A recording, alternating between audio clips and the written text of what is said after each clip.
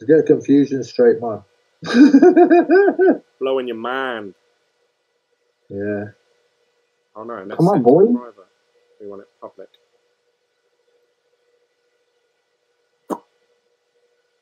Are we back? See if you guys can see that we've gone live now. We're on live now. Huh. Are we on live now? No, I can't see anything. I can't see Jack. There's something. He's locked himself out.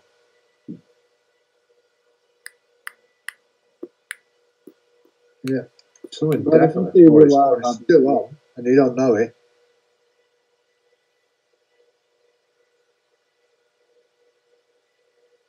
It's your party, man. I was just invited to it. Let's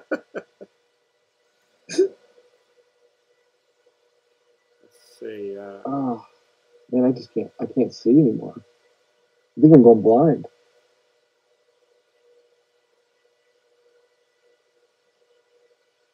Oh my God! Did you hear about this? About an officer who ID'd the wrong guy? Where was it? He'd gone to the wrong. ID'd the wrong guy. Came home to the wrong apartment and killed the neighbor. Where was that? In the States? Yeah. Well. Yeah. Let me check that out. What? What? Yeah, I don't know. I don't know what to tell you, man. There's shit's crazy these days. People just don't. That was like common sense is thrown out the window. People are just I don't know what's going on. Well, I assume that it's working now because we've got 2 people that have joined the live chat. Roberts, he's joined in and said, "Hey Glenn, try again." So I think we're live. Hopefully you guys can see it all. YouTube is saying that the live stream has gone green, so I assume that means good. Okay. So welcome to the video, guys. Sorry there was a bit of confusion. I tried doing a live stream a different way, and it hasn't paid off. It hasn't paid off. So welcome to the channel. My name's Glenn. This is my channel, Bitglen. If you want to follow my journey, please click the subscribe button, follow my videos, and also give this a thumbs up if you like this content. This is our late night crypto chat show where we like to chat anything crypto. So if you want to join in, you can either join the Discord group, which there should be a link down below, but I don't know if it expires after a certain time with Discord. How do I get up a new invite code? Christ knows, mate. I know, I think I've done it. So if you guys want to join the live chat, let's post this in the description. So there is a link in the description down below. If you want to join in and actually chat with us, along with Russell, John, and we've got Justin in with us, and obviously myself. Obviously, I'm the main event, surely. Surely. Silence. No, what's that? But if you want to join in, just click that link and obviously follow it through to Discord. Or you can just chat in the live chat in the text box, whatever your preference is. But we're going to chat sort of anything crypto. Fryer says, not sure. He does look a bit like... He doesn't look like Zoidberg anymore. The lighting is not doing you any favours, mate. Yeah, I know. The lighting's pretty shit, actually, with this green screen behind me. I'm here for the peace and quiet, lol. So, we've talked a bit about the markets. I'm sorry if you didn't get to see that. Maybe we'll touch on that again because there's a lot of people joining now, which wasn't there in the other video because it all cocked up. So, sorry if you missed that. I will publish it as a separate video if you want to catch up later on with what we were talking about. But let's talk a bit about, because a lot of people joining will be here for the Z9mini to see what I'm doing with it. So I've tried to create a setup video, but I've been really busy with my mum being in hospital, so I haven't got around to editing it. It's going to take me a couple of hours to sit there and edit it. But I've left them on the settings that we went live with the other day. So that was with ProHashing first, and then Flypool being my second choice. I still haven't picked a third one. Same with my other ant miner, the number 2. And this is my earnings on ProHash. Let me just refresh this, because this was about an hour ago that I logged into this. So all in total, I have earned 0.0083961 Satoshis, which, how much is that worth in US dollars? Let's find out. 0.008, what was the figure? 8. The annoying thing is with this ProHashing, you can't click on it to highlight it. 839621. 839621. Well, that's good, Glenn. You've already got 2 payouts. That's about $53, which is nice. Yeah, ProHashing. Yeah, I've got 2 payouts, and I think I'm almost about to hit another one. The payout threshold is 0.0023, and I'm at 0.0020. So not long till I get another one. It seems to pay me out though at this sort of 0.003132. We've got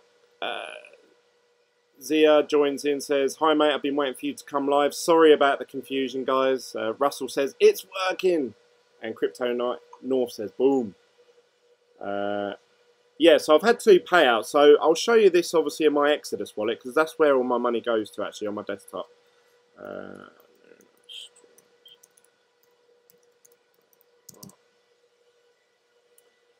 And I'll show you the payouts on there. We might even get a chingy sound while we're here.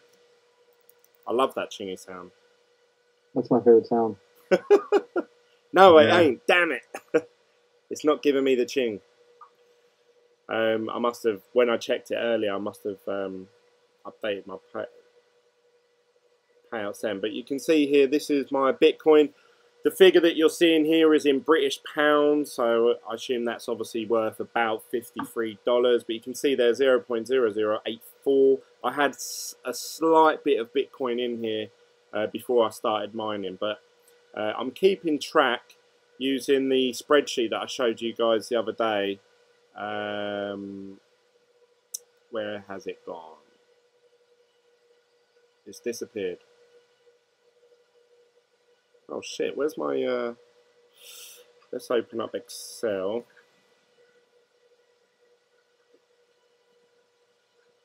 And we'll go to recent and total mining costs. So this is everything I've spent on mining to get the Z9minis up and running. You can see here my total cost, and a lot of people actually have contacted me or messaged me saying, "Glenn, how long is it going to take you to do a return on investment? Can you show a picture of your setup?" I could probably do better than that. I could probably do my phone and video it. But how am I going to do that live? Actually, let's do a video. I'm going to record a video and then upload it quickly. So, here we go. You can see that that's the live video there. Let's turn the light on. Go around the back. So this is my setup at the moment. You can see the 2 Z9minis here with the one PSU unit. A video within a video. No, I'm doing a video and then I'll upload it. So, hang on, bear with me. This is going to blow your mind, guys. This is going to be like state-of-the-art stuff. Ready? I'm going to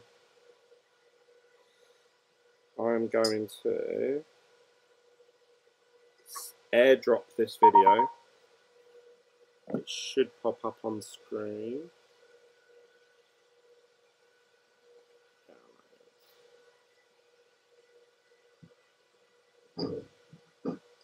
Look at that.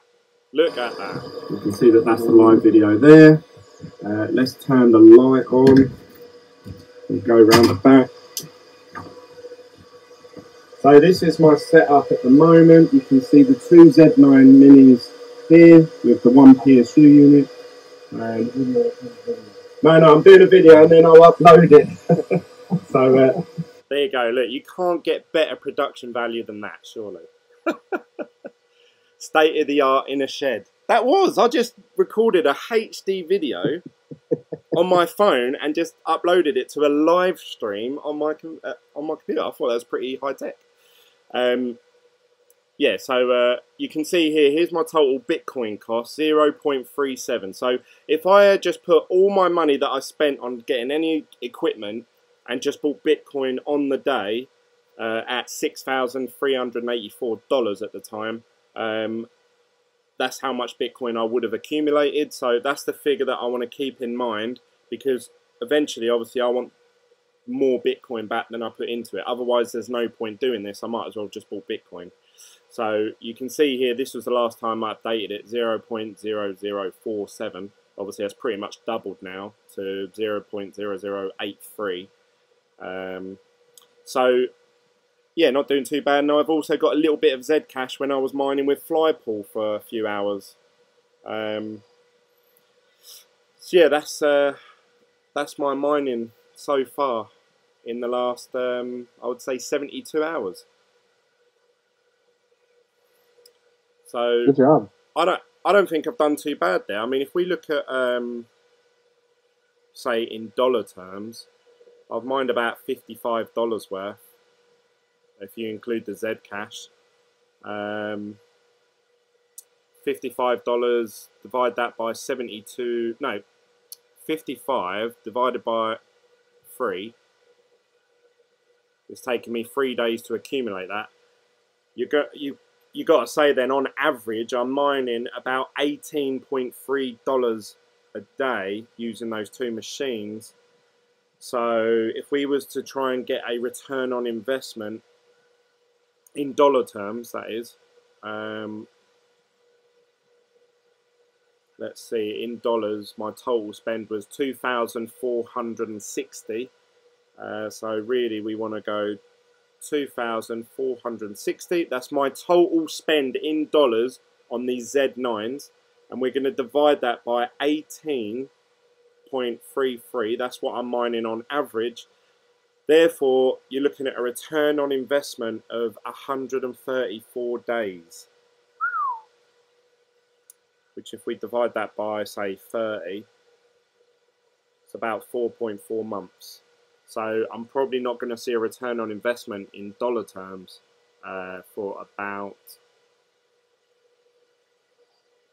till January.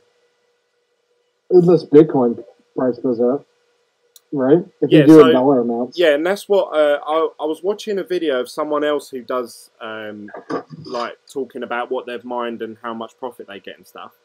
And people go, oh yeah, you know, like yeah, but the Bitcoin price might go up, like you just mentioned there, John. But obviously, on the flip side of that, if I had just bought this 0.37 of a Bitcoin, and that would have gone up anyway.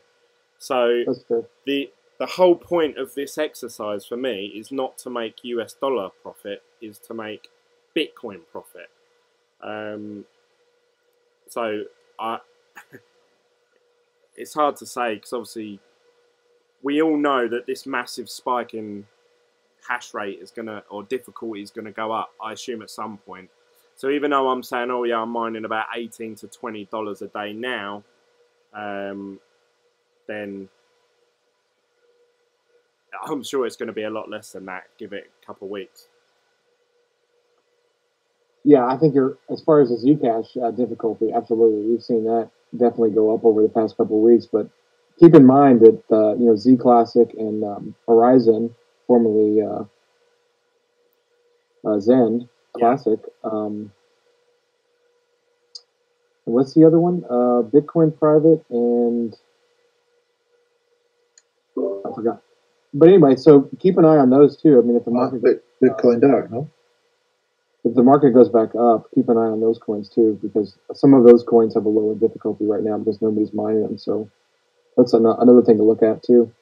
Yeah, it's mineable, isn't it? That Bitcoin Dark as well, isn't it? I don't know. I haven't looked into Bitcoin Dark. A lot of them privacy coins, people I think will be looking to those really now to invest in now with all this shit going on, with shitstorm going on now with these, So a couple of the guys have commented saying, I haven't paid my ProHashing even though my threshold is exceeded. Yeah, they seem to pay out a bit higher than the minimum threshold, so I'm not sure how often that is or why. Maybe John knows the answer to that. Oh, he's already commented. Sometimes they wait for a 24-hour period, he says. Robert says, minus the electric. And Fryer says, minus the electrics plus the difficulty increase, that's at least 6 to 8 months until they get profitable.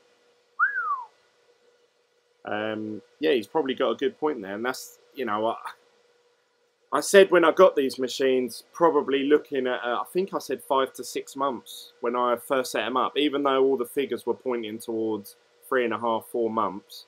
I've said, it's probably going to be 5 to 6 months. That's what I expect. So I hope, fingers crossed, that I do break even. My point is, Glenn, is that when the market goes back up, to keep an eye on all of the EcoHash algorithm coins, even Votecoin, Komodo, obviously Zcash, Zencash, Bitcoin Private, Hushcoin. But it'll only be good. It'll only be worth it if one of those coins outperforms Bitcoin on any given day. That ProHashing, obviously, I assume, will select that coin because obviously I've asked to be paid out in Bitcoin. So let's say the Z Classic has a run against Bitcoin. Obviously, I'm going to receive more Bitcoin than I would have done the day before, if you see what I mean. So, because obviously they're converting it whatever it's worth. If obviously those coins either go up the same pace as Bitcoin or a bit lower, then yeah, it's really irrelevant how much US dollar they're worth, because if they go up $10 but Bitcoin's gone up $15, actually I'm getting less Bitcoin than I was the day before. So yeah, it's all about one of them coins outperforming Bitcoin. Come on, the Z Classic. One of these things is not like the other. Let's have a little look at the markets while we're here, because everyone's joined in with us now. Glenn. Yeah, Z Classic is it's like my arch nemesis now. I've been stung by Z Classic a couple of times, and now I'm back here mining Z Classic. So let's see how Z Classic's doing. Actually, I'm surprised it hasn't had a pump at all leading up to this. Oh, it's actually had a drop actually. Leading up to this Bitcoin Anonymous fork that's meant to happen. I don't know if it's happened yet. I think the snapshot's today sometime. Yeah, I literally see nothing about it. Bitcoin Anonymous. I'd spell anonymous. I spelled that completely wrong. Let's have a little look on their official website to see when that's happening. Oh, they've changed the name of it to Anon.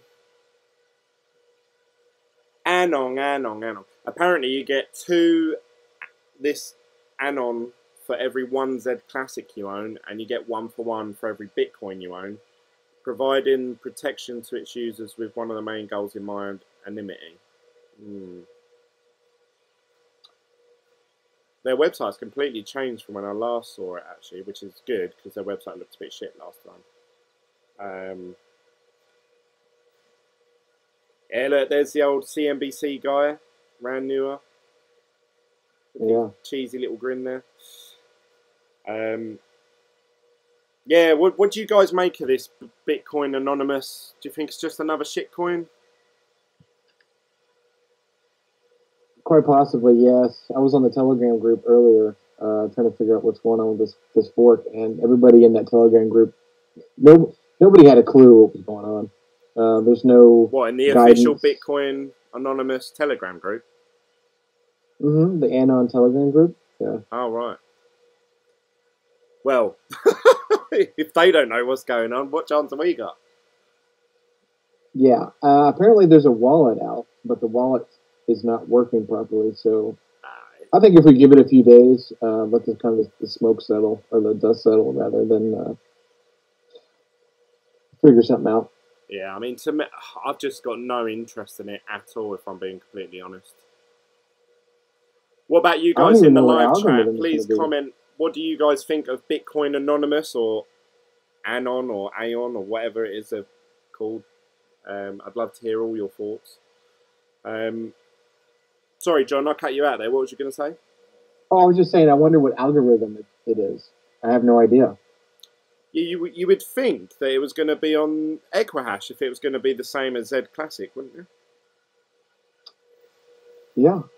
But what about the Bitcoin part of it? Oh, that's true, actually, yeah. That is true. To be honest, I just really don't care about any coins. I just have no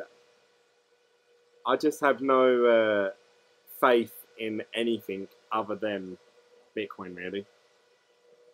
Bitcoin? Bitcoin. What about you, John? What's your top pick? What coins would you say? I honestly believe in that project. Wow, okay. My top coins are Bitcoin, Litecoin, Monero,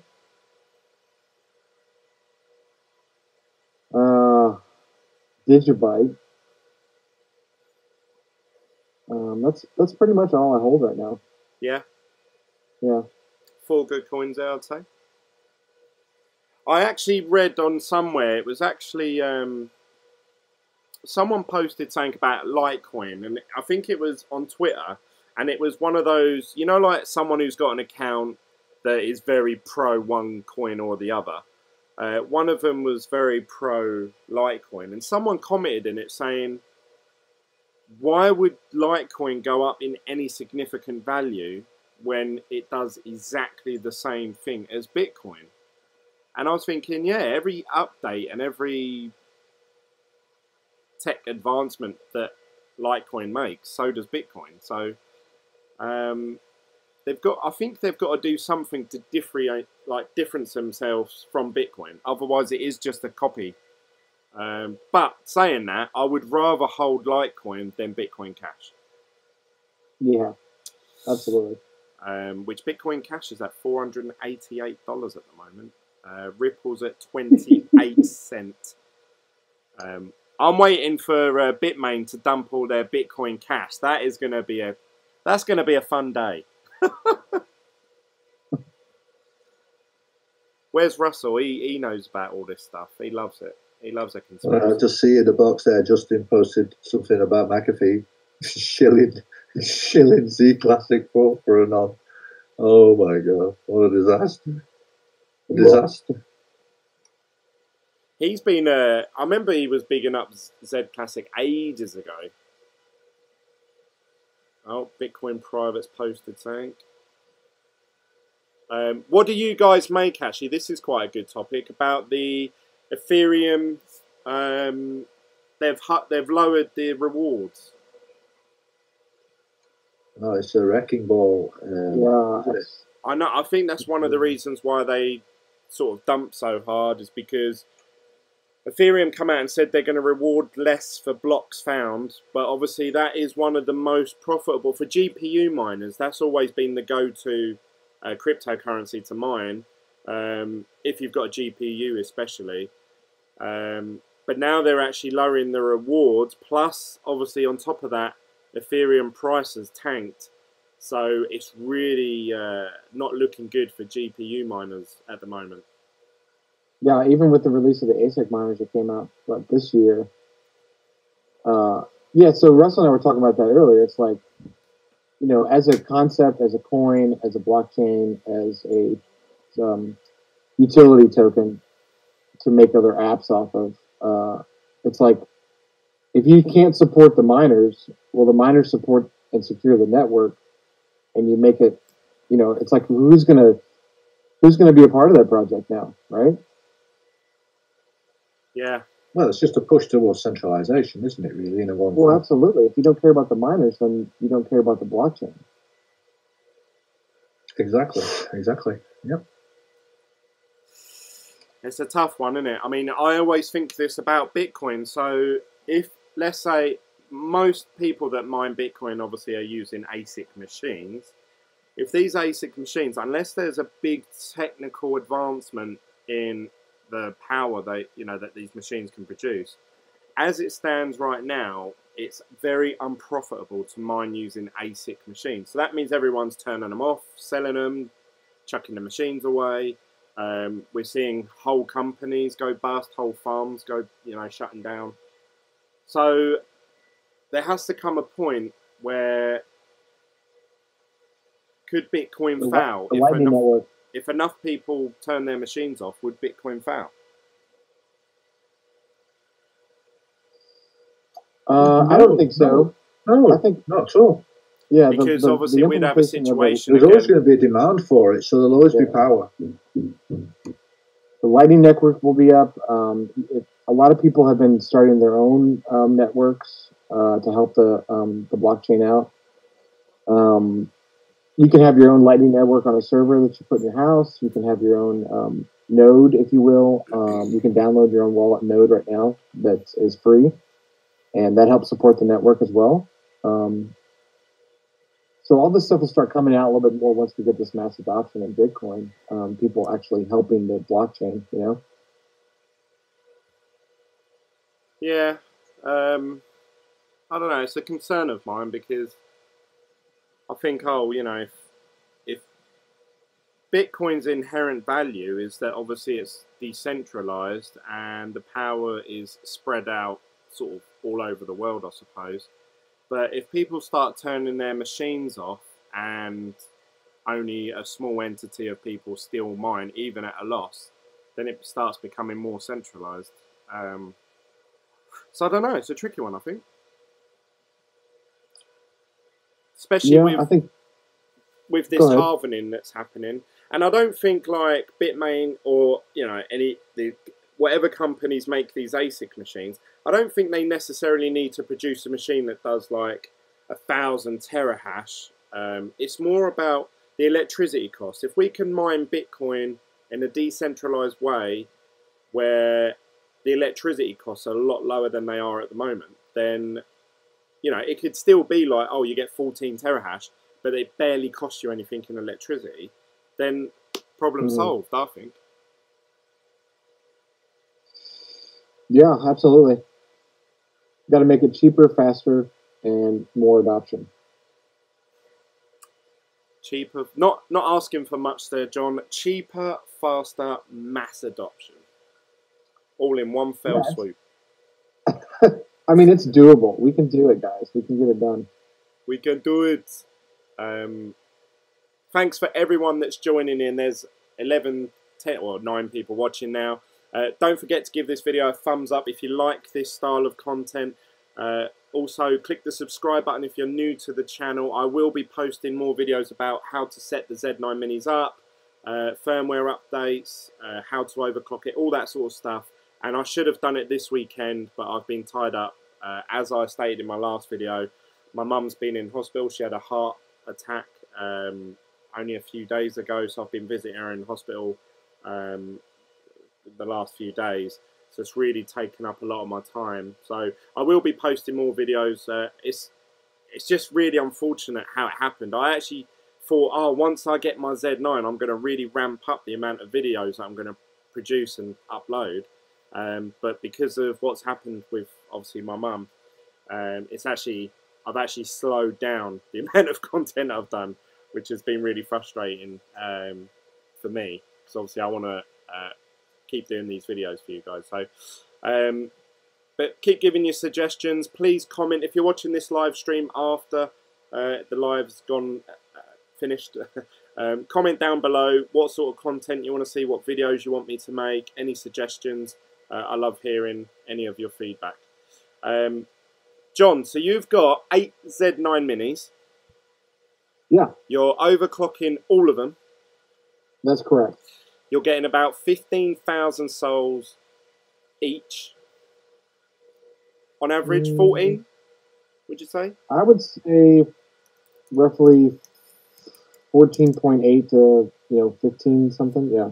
So, if you don't mind me picking on you for a second, so what did Yeah, you go say? for it. 14.8. Yeah. So cumulative, a total kilohash right now. I'm showing up on the network. I'm showing about 100. Well, 120. So 120.339 kilosouls. That's my total hash rate. And do you have an idea of how many watts you're using with all those machines? I do. Oh, look at this. This boy's done his homework. Let me see. I am running. 1 second, I'll tell you. Zaya says, I'm running on 681 frequency and I'm getting 15,000 kilosouls. Good job. Yeah, a lot of people on YouTube are saying, oh yeah, no, the sweet spot is about 675, is it? Or 6... But I actually lowered mine just a bit below that because I just thought the risk versus reward, it didn't make sense to really stretch your machines out too much because you've got a chance of a failure. And if you're asleep and it fails on you before you go asleep, you know, potentially you've got 8 hours there of a failure happening throughout the whole night. So I thought if I just lower it just a little bit, and to be honest, I haven't really noticed too much of drop in performance by lowering that frequency that bit. I agree. I went from 675 to 668, and it didn't really change at all. The temperatures went down, so my fans weren't. Even though I'm using the automatic fan system instead of setting it manually. So therefore, I'm actually reducing my power cost, and I'm about 2,800 watts for all 8 machines. 2,800.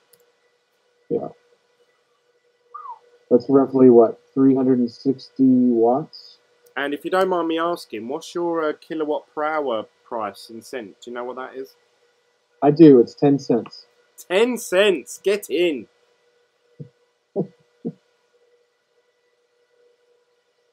I've actually... so my electricity... I don't know if it works the same in America, but we have like electricity tariffs that sort of... you can either be locked in for 1 year, 2 years, 3 years. Some of them are even 5 years.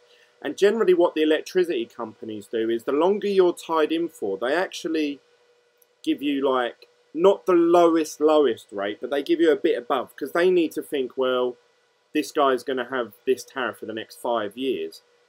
So actually you tend to get the cheapest tariffs on like 1 year contracts. I don't know if that's the same in America, but I actually, when I moved into this house... that here. That sounds like a scam.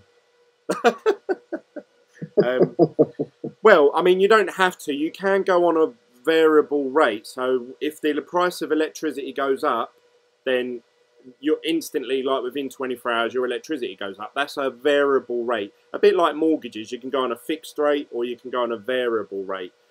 So our electricity, my one personally, I was on a 3-year fixed rate with... I can't remember the name of the company, but I was paying 11.5 pence per kilowatt hour. Now, to give you an idea, most people in the UK are paying around about the 14 to 16 pence. So I actually got a pretty good deal 3 years ago. Now, that actually expires on the 30th of September. So in the next 21 days, my electricity deal comes to an end. Now, one of my friends, he was also in the same boat as me, and he actually said, Glenn, I found this company, because my company is, after the 30th of September, is going to 16.5 pence, which in America, in cents, is about 20 cents. So I'll be paying double what you're paying, John. And oh my God. I started shopping about, obviously, before I even ordered these machines, and the cheapest company I found, they were doing it for about 12.5, 13 pence, which is about 15, 16 cents. But actually, in the last week or so, because I've still got another 20 days to make my decision, a company have come out and they're doing a tariff which is 10 pence. I was like, yes, get in. So that would be about 13 to 14 cents. I wouldn't be that far off of you then. So hopefully a better tariff comes out in the next 20 days. But currently I'm looking at paying about, I would say, 14-cent electricity costs for the next year. Because once you agree that tariff, you're locked in for 12 months. I haven't got to worry about if the price of electricity shoots right up, I'm still paying the same rate that I agreed to at the beginning. So that'll be good if I can negotiate, obviously, a better deal. So, John, out of your machines, your 8 Z9 minis, so essentially you're like a fucking walking, talking farm now. You're a wow.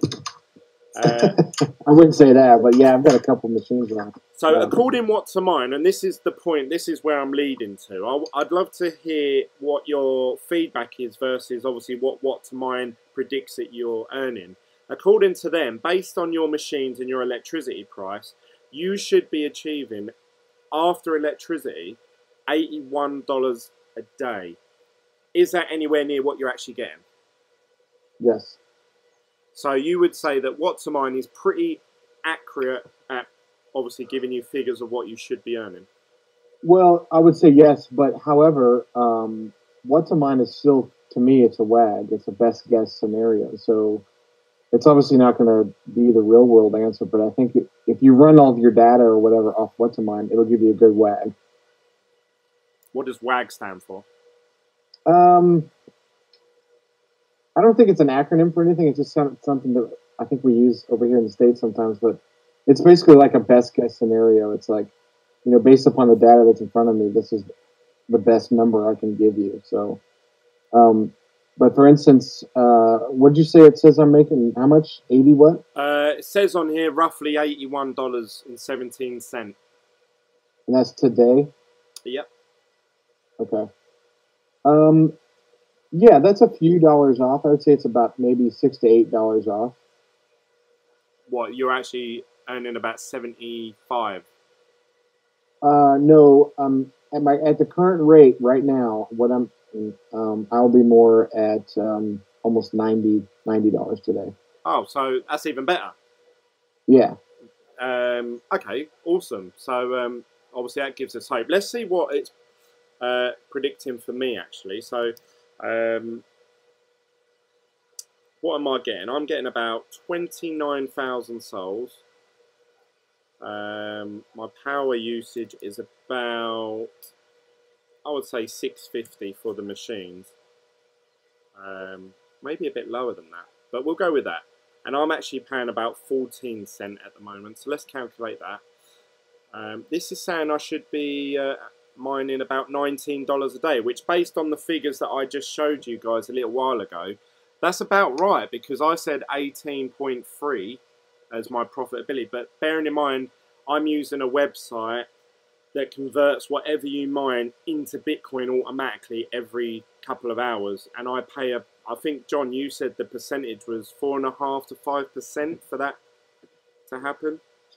Yeah, it's a little bit. It's obviously a lot higher than most pools. Most pools are like 1%, but like you said in your video the other day, this does the exchange for you right on the spot. You don't have to worry about doing it at the end of the day every day, and then worrying about what's higher on BTC, and they just do it for you. So yeah, so you're paying essentially a higher percentage, but then it takes a lot of the stress out, because obviously for you to get these sort of figures like what to mine is saying, you would have to set up a Horizon or Zen wallet, mine Zen for the day, get paid out in that, then send that to an exchange like Binance or Exodus or whatever can convert Zen into Bitcoin, and then do the transfer into Bitcoin, then transfer the Bitcoin from that exchange wallet into your actual Bitcoin wallet. So by the time you've done all that, you're talking probably probably more than 4.5–5%. But I don't know, maybe someone out there can actually say, no, actually, Glenn, I've found a way of doing it a lot cheaper. I don't know. I'd love to hear your thoughts on that. I did watch a YouTube video of someone who was putting in automatic buys and sell orders through Binance. So his mining profits were going directly into his Binance account, and then he was setting up automatic sell orders. So it was doing it for him automatically anyway. But I wonder what fees he was paying for that anyway, because he must have paid 1% for the pool fees. Then I assume a fee to convert whatever coins he's mining into Bitcoin. And then at some point, you're going to want to transfer that out. And as I've found with Bitcoin, at Binance and all the other exchanges out there, you have to have a minimum amount. You can't normally do the whole balance. There's always a little bit left over. Obviously, you have to pay a fee to transfer it out. And then some of them take half hour to get that money out. So for me, this is mining and paying it directly into my desktop. I wonder if you're right. I wonder if actually he's actually losing money every day, because depending on his Binance account, if he's using BNB for his fees, or if he's not using BNB for his fees and he's just paying direct fees, he might actually be using, or losing rather, more money or more Bitcoin in fees. Right? Yeah, I mean, maybe I'll do a video on that, actually, comparing doing a setup like that versus obviously this ProHash, and see which one works out more profitable. That's interesting. Zia says, I'm running a... Oh, yeah, I've read that one already. How's the temps on your miners, mate? So let's have a little look. My temperatures right now, live on this video, let's refresh this quickly, is just below 70. I have got all the doors shut, and I have taken the fan away from the back of the miners to actually blow on my face because I'm hot sitting there doing this live video. So yeah, the temperatures have gone up slightly actually. Let's have a look at miner number 2. Miner number 2, he's a little terror. Actually, no, he's doing pretty well. He's actually lower than number 1. So number 1's getting a bit hot-headed. But it's funny. I was telling you the other day about how, like, when you start mining, you'll notice that each one of the machines is different. You know what I mean? Yeah, you were saying, like, some of them perform better, some get hotter than others, and... Yeah, it's just funny to hear you say, like, oh, this was number 2. That's the terrible one. Yeah, no, I haven't actually got any preferences there. But yeah, I might actually, instead of calling them 1 and 2, I might actually call them, like, Bill and Ben, or Jack and Jill, or something like that. Like, actually give them names. If any of them go down, I could be like, fuck you, Jill. What's your fucking problem? Yeah, you get invested with your miners. It's funny, yeah. Well, yeah, that was, I mentioned it obviously the other day. How do you feel, John, about mining cryptocurrency versus obviously just buying it? Do you feel you have more of a emotional attachment to the coins that you've mined yourself over a long period of time? Yeah, I wouldn't say it's a significant emotional attachment, because at the end of the day, it's still like a security, or rather a a store of wealth kind of thing for me. But yeah, I mean, you're invested more in it. You get more emotionally invested in it. And but do you think that would be a good thing or a bad thing? Because the more emotionally attached you are to something, the harder you would find exchanging it. Even though exchanging it would make sense at that point in time, you may hold back because you think, oh, that's taken me 6 months to mine that. As opposed, as opposed to just buying it for like $400, pounds or dollars through Coinbase. That's true. Yeah, for me, it's. I mean, obviously, we're all kind of in a accumulation / like hodl phase right now, so that everybody wants to hold on to their Bitcoin, but some people sell it at the end of the day, and try to turn it into fiat money. But for me personally, yeah, I'm invested in it, and I care about the coin. I care about the blockchain. I care about all that stuff. And you know, I care about my miners, right? Because they're the ones that are doing the work for me every day. So every like once a week, I'll go out there and I'll clean my miners out. You know what I mean? Turn them off for a second, give them a good clean and blow them out and hook them back in. So I take care of them and they take care of me. Yeah. We have Ryan Ashford said, so the second batch of Z9 minis can't achieve 16 to 17,000 souls. Well, actually, Ryan, sometimes they do. When you're looking at these figures, obviously when I'm refreshing this page, you can see right now this split second, it's quoting that I'm getting 14.61. Sometimes that will go up to 16,000 souls, but on the flip side of that, sometimes it will go to 13,000 souls. So you then have this figure, and this is over a long period of time. This is the figure you want to look at. On average, you're achieving 14.66. Now, obviously, you may be saying, yeah, well, you know, before they used to, on average, achieve 16,000 souls. You can try and overclock them further. And I have, me and John, we stayed up late one night, and, well, for me, I did. He's in America, so it weren't too bad for him, but I stayed up quite late, and we went through every single frequency, and we were achieving higher, but what we were doing is every time we were changing the frequency, we were leaving it 20 minutes to half hour, John.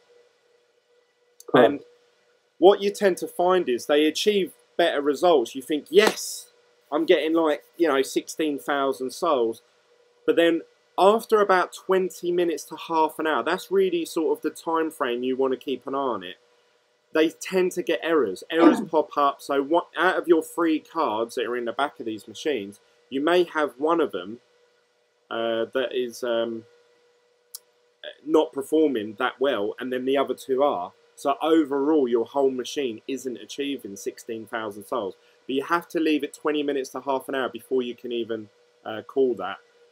So what we tend to find is that the frequency I've set it at, yeah, it has dropped the performance down, but it's achieving that. I mean, you can see here my average is 4.5 hours, and that would have actually said something more like 48 hours, but I unplugged them earlier, the whole machine. I turned the rig off to video how to set it up. So I have actually recorded that video, I just need to edit it. But yeah, I'm sort of achieving those figures all weekend long. We have That's awesome. PJ. He's in the yeah, he's here now. He's here. Come join in, PJ. Join in with the Discord. We mentioned before we went live. I said, "Where's PJ? I haven't seen him for a while." He said, "What did I miss?" Russell says, "What's up?"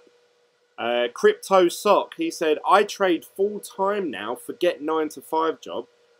That's brave of you, and I wish you all the best, Crypto Sock, especially in this market. Yeah, today. Kevin Zirk says, how much did you made mining 72 hours with the Z4 Mini? I assume that meant to say Z9 Mini. We went through all that at the beginning of the video, and I've made about, well, what was the figure again? Let's have a look. What was it, 50 something? Well, 41 British pounds worth of Bitcoin currently on Exodus, and £3 worth, so you got to say 55 quid, 54 quid. Within the last, it hasn't been fully 72 hours, about probably 1:30, 2 in the morning tonight, it'll be 72 hours. So, yeah, I've made about, I would say, well, just over £50. In dollars, that's about $70, I believe. Fucking nice. Yeah, 150 days, Glenn. That's what you're looking at, mate. Yeah, that's what we worked out. Yeah, about 140, 150 days. And then obviously, depending on if the price of the coins go up and also the difficulty, it could even be longer. Yeah. Well, you know, obviously, if Zcash, I'm just saying this theoretically, though, if Zcash were to explode and moon and Bitcoin stays low, then obviously just go mine Zcash and then turn it into Bitcoin yourself, you know? Yeah, that is true. But wouldn't, this is what I'm interested in, at that point, does pro-hashing mine what is the most profitable coin at that point in time based on US dollars or based on what is trading the best against Bitcoin. I think it does US dollars. Wow, so then that's a bit, well, I suppose there is a correlation between the two, but I think, now don't quote me on that, but I think it does. Because obviously, if one of them coins do moon, surely pro-hashing, I'll just be earning more Bitcoin because they'll pay me out whatever, you know, whatever that coin is worth against Bitcoin on that given time. So if I go over to pro-hashing now, like now it's saying that the most profitable coin on the Equihash algorithm is Zcash. Yeah, that's right. So it tells you the start time, current restart penalty, minimum network difficulty, 2 hour share estimate, average sol rate of 15.4. Oh, I've noticed that this with ProHash, it always seems like a lot higher figure. It always says that I'm achieving like 15,000 sols, but when I go over to the actual Antminer page, it says, you know, like now it's saying 13,000 sols. But if I go over to pro-hashing, it's saying that I'm achieving 15,000 sols. I don't know if there's a delay or an average or... Well, the pro-hashing website itself, they figure out and compute your hash rate based on how many shares. I think it's how many shares per hour you get, in a correlation with the difficulty, and that's how they produce your hash rate. Oh, so it isn't just a direct feed of what your machine's achieving? I don't think so. I think that they do they run another algorithm to figure out like how many shares you're doing and what the difficulty is, and that's how they're going to produce your actual hash rate. Okay. I need to do a bit more research, but on this pro-hashing pool, obviously, you can see here that these are my 3 days worth of profits, and obviously electricity costs, what they estimate my electricity costs are. But you can see here it's about $20 they're saying. Obviously the first day is $13, but that's because obviously I only turn it on sort of halfway through a day, I suppose. PJ says, PJ says, hi Russell, hey. I'm at 15.4 at 675, he's saying, with these machines. I'm going to try and pronounce this name. Gusserus, is it possible to mine with Z9mini in a car using a DC converter and phone data? Currently working for Uber. Jeez. You're crazy. If you can, please message me. You can either chat to me on Telegram or comment on the YouTube videos. I would love to see that. A Z9mini running in a car. Like something a fixed DC converter, huh? How would you do that? You have to have a pretty substantial DC converter in there. Jesus, man. It would cause a fire. Let me look at that real quick. Let me see what kind of transformers they've got on the market. I mean, you would have to convert, obviously, sitting in the car too. About 300 watts going through your cigarette lighter. And do the Z9 minis have any sort of Wi-Fi capabilities? You'd have to get here you go. Look, so you plug it in your cigarette lighter, and you can convert it to. It'll do 2,500 watts. So yes, you could run one Z9 mini. Absolutely. Gee, what page are you on to find that out, John? Oh, I just did a quick Google search, and you could get a Cobra CPI 2575 power inverter to plug into your, car or whatever. Can you copy and paste the link into the Discord chat? Yeah. and then I'll bring it up for everyone to see. So yeah, maybe it's possible, yeah, but then you'd have to get the to get the internet. You would have to get some sort of device that clips onto the bottom of your phone and makes it, you know, like into an Ethernet cable that goes into the Z9. And plus, you're going to use a ton of data. What if he's got unlimited data for, like, his grandfathered in on the old AT&T account? Oh, yeah, it might do, yeah. So here's one for 800 watts. 12 volt to 800 watts. You could run one. Yeah. That's awesome. It's inefficient. It's not. You'd have to be. Yeah, they have some for like what do you guys call them? Lorries, like big rigs, semi trucks. Yeah, it's true actually. Yeah, that's bad. Something like that. Yeah, like over where you are. Well, actually, we're saying it's inefficient. I suppose he would burn through more fuel, but obviously there's no electricity. Yeah, but he's driving around anyway doing Uber. Yeah, exactly. Yeah, so obviously his battery is always being replenished and charged. So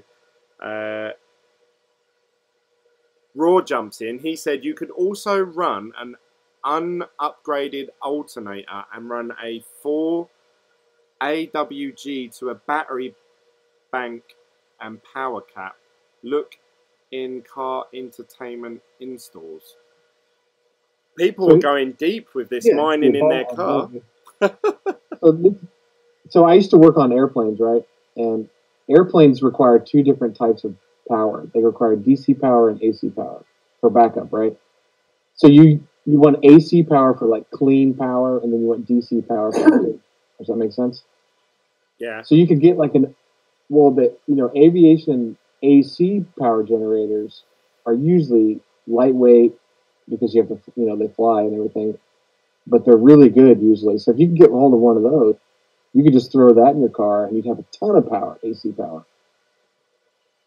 Yeah. That's interesting. Yeah. I'd love to see an image of someone like opening their boot with a load of S9s, like 10 of them all lined up, just fucking mining Bitcoin while they're fucking driving around. People will be in the car and be like, "Oh, why have you got a beehive in the back of your car?"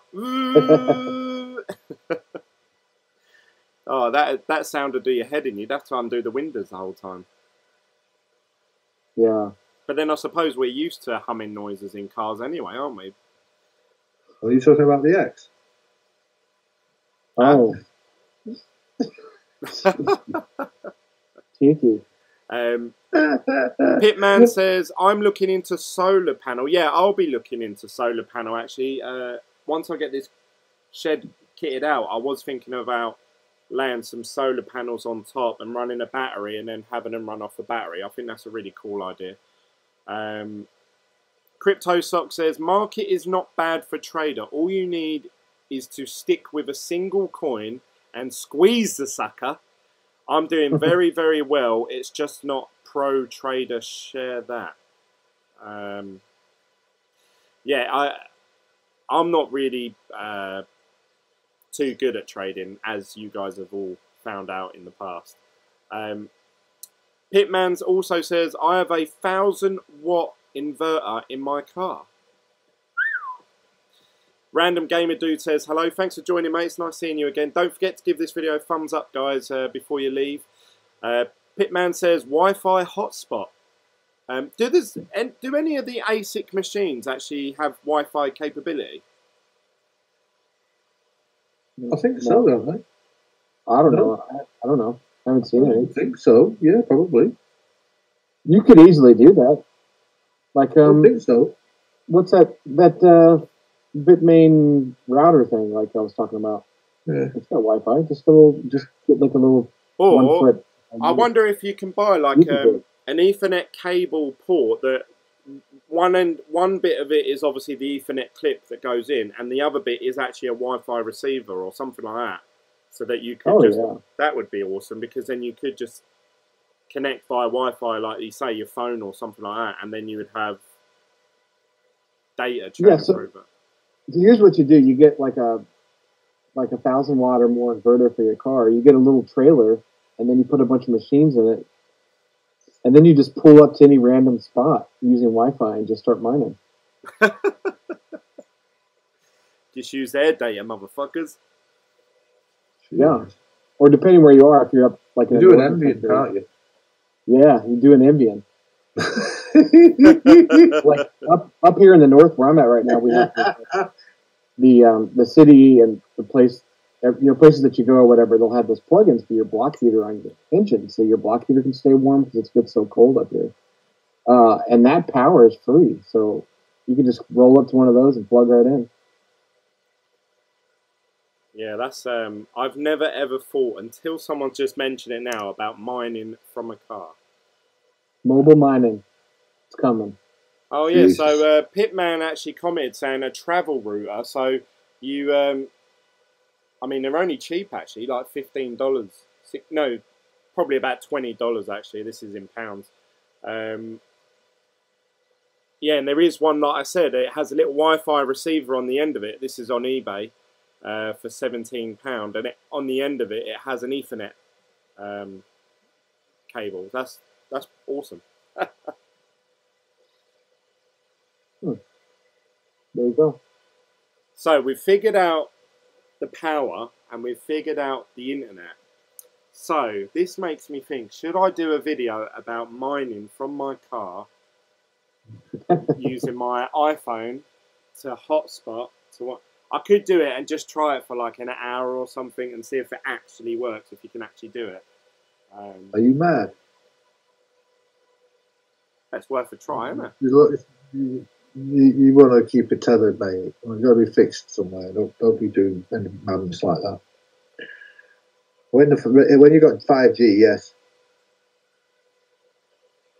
Oh, you could do it off 2.4G if you wanted to. Yeah, I mean, I don't know, but when you got 5G, yeah, I would consider it, definitely. Well, the actual amount of, whatever you want, I forgot what it's called, but the amount of data that's going through your up and down link or whatever, it's not that much.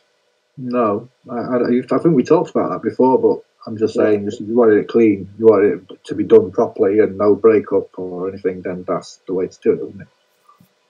Yeah, but the trouble is you'll get 5G like in the major cities, and then the second you drive further away from them, they'll just go to ship reception after that anyway.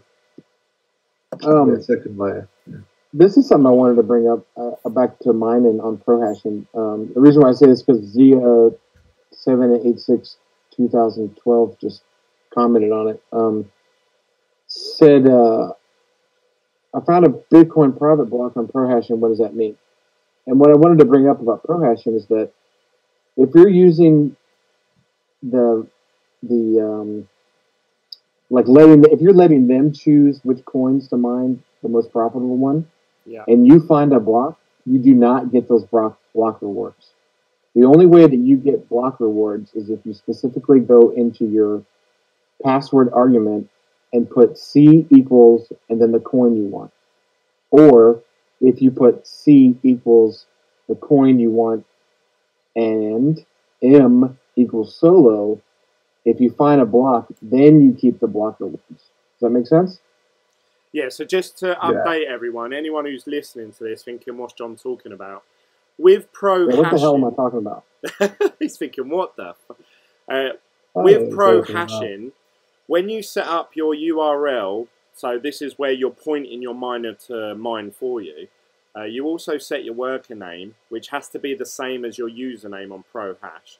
But in the password section, they actually have these, is it algorithms or like these sort of APIs, if you like. So you can actually type in your wattage usage, how much you're paying per watt, and then also what coin you want it to mine. So you can see it says N equals Z1, that's the name of my miner. But then further from that, you can actually space and then, like John was just mentioning, type in, was it C? And then you can actually tell it, right, I just want you to mine Z Classic or Z Cash or Zen or whatever it is you want. And and you can choose whether to take part in obviously a pool of people, or you can mine solo, so that you potentially could be mining for months and months and you'll never make anything, but then one day you'll hit a block and obviously get a large amount of reward, which then I suppose is a bit more of a gamble. But yeah, so carry on, John. Yeah, no, I just wanted to bring that up just so that everybody was aware of it. And the difference between mining that one coin and mining that one coin solo, there's a difference in there too. Because if you mine the one coin, then you get the rewards, every second or every 30 seconds that you're mining that coin. But if you do the coin and put the M equals solo, then you don't get, at not the rewards, but you don't get the coins you're mining every 30 seconds. You only get paid out when you hit a block. But when you're part of a pool like that, you've got to take the good with the bad, because obviously there'll be loads of times when you get paid when you don't find a block because you're part of a pool, as opposed to just thinking, oh, I just found that block, I should get all of it, sort of thing. But yeah, do you know what I mean? It swings around about. I just want to say a big shout out, Crypto Sock. Thank you for the donation. He said trading allows me to do this, so thank you for that. I'm glad you're profiting, because inherently I'm profiting. So that's good. Raw said, go park outside Starbucks. Use their Wi-Fi.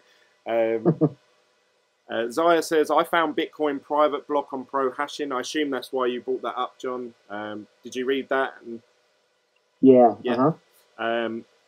Pitman says, used my phone when Tinternet went down for a few days. Worked okay. Well, at home, you actually used your phone to mine with your miners. That's pretty cool. I've never thought of doing that, actually.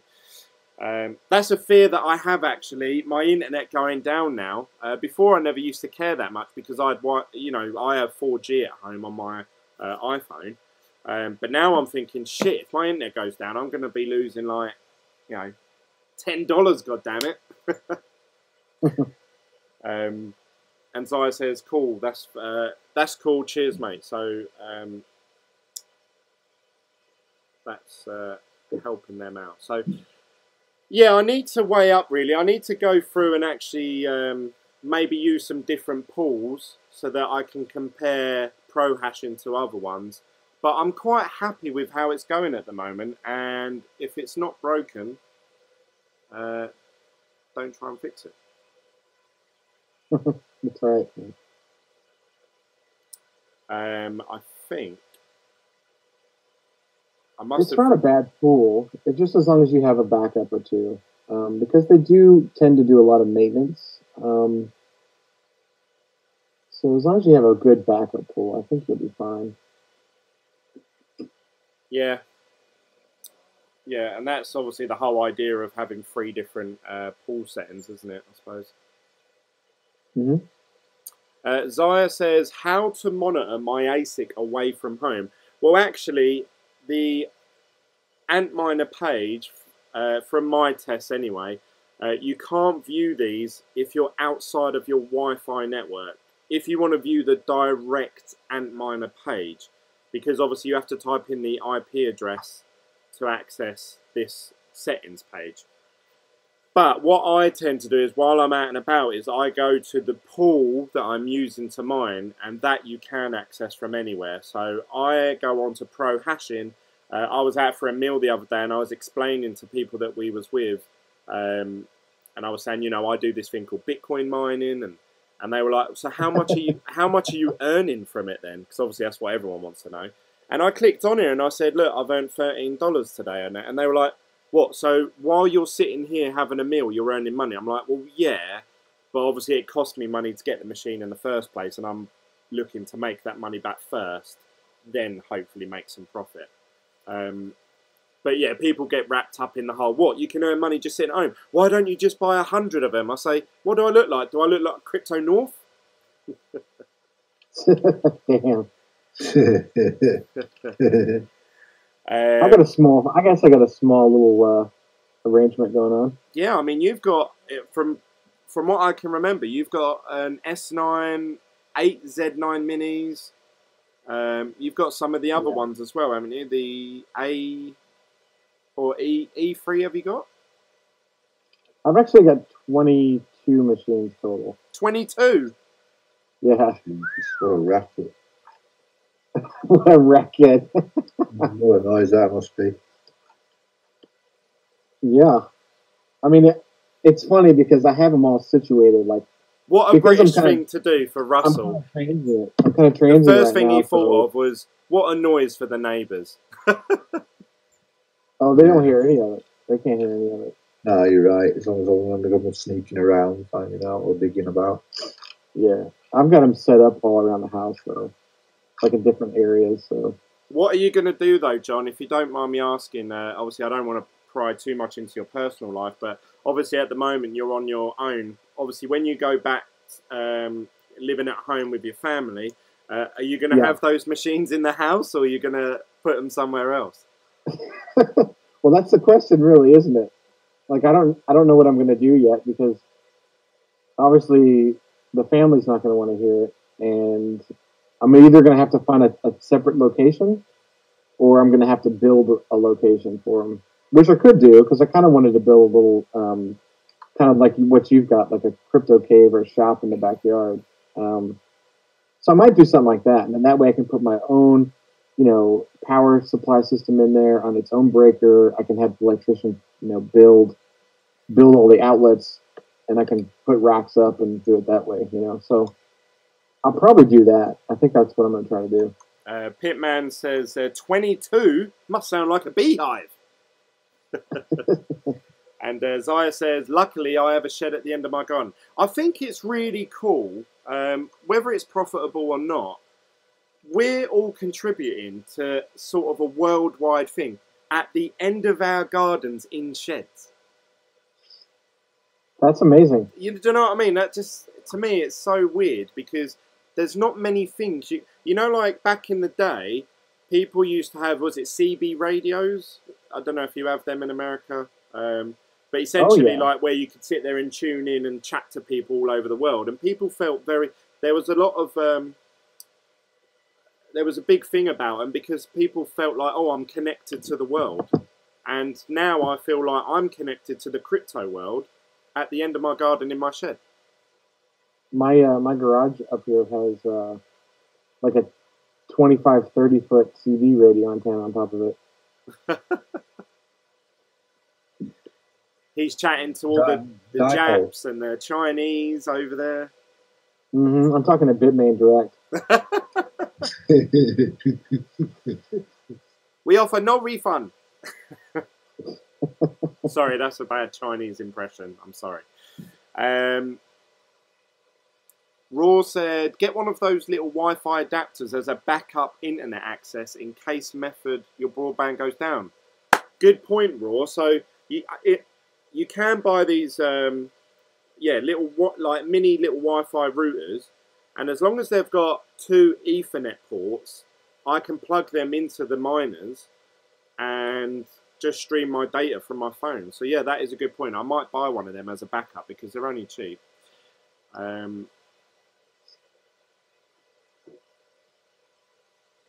Crypto Cortana says, is the name John Smith familiar to anyone in this group? That's a very generic name, could be anyone. Crypto Sock said, S9s are on sale on eBay for $450 US. Amazon 625, all new but not profit. Yeah, the S9s are... I haven't checked Bitmain for a while, actually. I've actually, since I've got my Z9s, I've been more distant from crypto than I have been before I received them, which is a bit annoying. Let's have a look what they're selling at the moment on their website.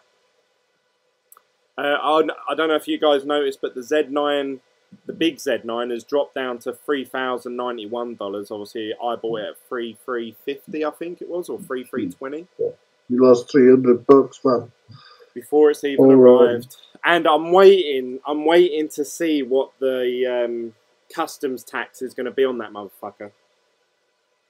Oh, dude, that's going to be hefty. because they're going to declare that it's worth $3,300. Well, that's 21%, though. So, yeah, it's going to be fun times. I don't know if what's your duty tax? What is it? Is it 25%? 21, isn't it? Yeah, I mean, what I've paid, I've worked out that I've paid about 20%. But it's quite hard because you have to work out what you've paid in British pounds versus what that pounds is worth against dollars on that day compared to what you paid in US dollars for the machines 2 months ago, because obviously you order them like a month behind. So, yeah, I worked it out to be about 20%. So 20% of that is going to be 600 US dollars, maybe a bit more, 650. Plus the power supply unit that I bought with it. Oh boy. It's going to be about $700, I think. Man, you might scrape through somehow. Well, I think over here in the US it's 25% right now. I think I told you guys, DHL sent me the PSU unit first. So I received that first. Then I received the other stuff like a lot later. And I thought I'd got away with paying the import tax on one of the PSU units, but DHL have texted me now saying you've recently received a delivery that you owe customs tax on it. Please pay us £55. So now I've got to pay another £55 on top of the $290 that I've already paid. Just tell them you don't know what happened and don't worry about it. Didn't receive it. I don't have it. Oh, man. Oh, man. Oh. Jackson Palmer just did a live YouTube video a few hours ago, and he asked Jackson Palmer if he has erectile dysfunction. Jackson loses it. Ha ha ha. I just thought the same name John Smith has appeared in the group before. Well, you know, unfortunately I can't get it up. A random gamer dude says, here in a few minutes, I might join the voice chat on Discord. Nice. Join in, mate. Pitman says, got a new phone from China today. No tax. Hooray. Missed that one. Anthony joins in. Bitmain, I think, ships them separately. I don't know. I would imagine they ship them all together. But if I might suggest a moment, I think Bitmain will be looking for a way around and all of that shit. All right. Oh, that's stupid. Well, they're losing money on it because... Yeah, right, exactly. They'll find a hack for that, don't you? Yeah, I mean... US Postal Service, British, UK Postal Service. But people are less likely to buy their machines right now because of that tax. Of course they will, yeah. Oh, It's deterrent. Well, they found a way around it. The first duty tax that was implemented, they found a way around it in the statute or whatever you want to call it for that law. And what they did was they described the unit in a manner that was more like a computer kind of thing rather than a cryptocurrency. Yeah. So, and then the government just changed the customs paperwork again. But I'm sure Bitmain will figure it out. Yeah, they will. Trust me, they will. They'll mess about. Yeah. We're talking about a multi-billion-pound company. Oh, yeah. You know what I mean? They're working on it, man. That Opera browser is interesting. Now, we mentioned that a few months ago. I'm telling you, they're going to start using it. What are you going to earn from it? What do you earn from the Opera browser?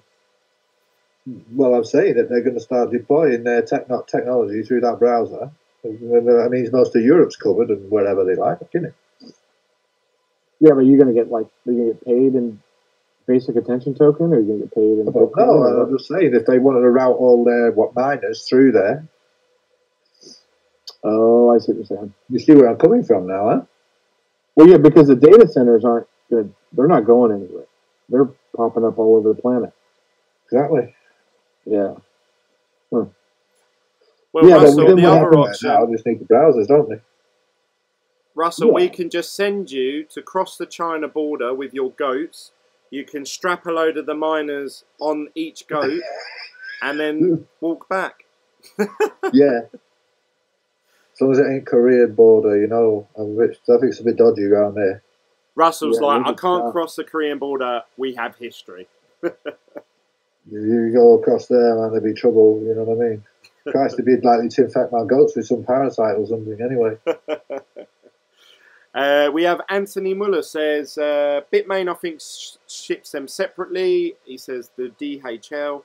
I ordered an S9 and had 2 separate shipments for the PSUs and the miners. Yeah, so did I, actually. I don't know if that's a Bitmain thing or DHL.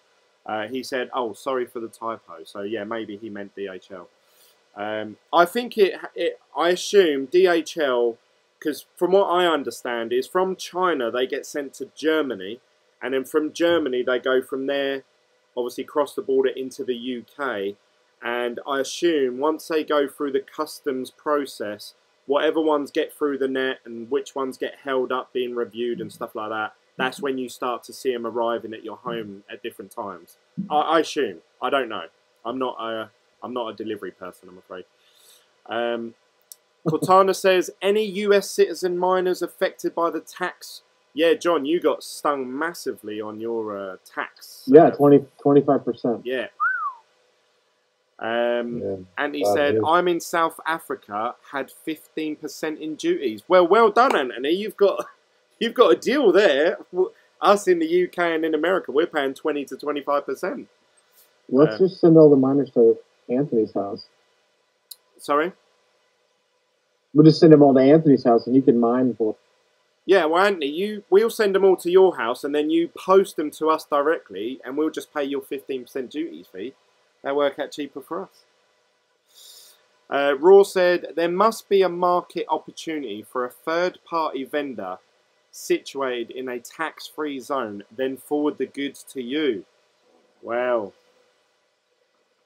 Raw, if that's what you want to do, send me the hot seat. Send me the address. He wants us get in the hot seat as Raw.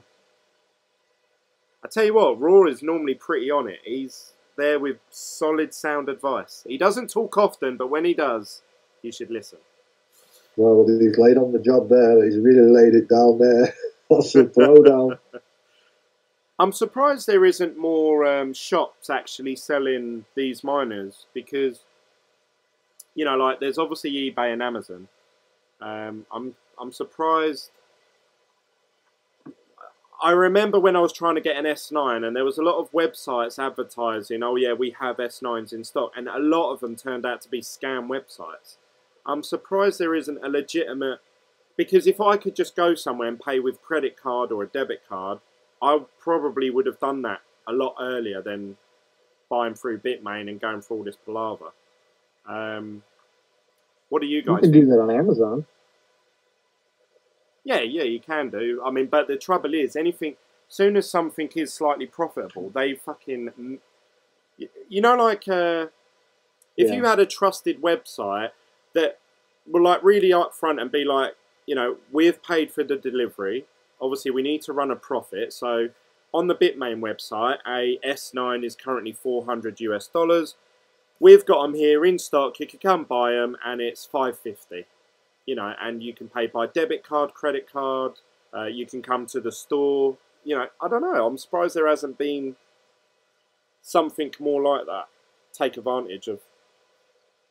Well, I know that there's several shops or companies that work through Amazon that do that right now. Let's have a little look on eBay, actually, to see how much the Z9minis are going for. Because I did say that I would always keep an eye on what they're worth on eBay. There's a shop called Crypto Crow that does stuff on Amazon that's pretty good. And Crypto Crow? Not Crypto. Is it Crypto Crow? Or is that the name of a YouTuber? That's a YouTuber. Yeah, that's it. I'm thinking Crypto Crane. That's it. Crypto Crane is a shop on Amazon. We've got a Bitmain Antminer Z9mini plus the power supply unit. It's on a bidding, which is quite telling, and that's going for £820.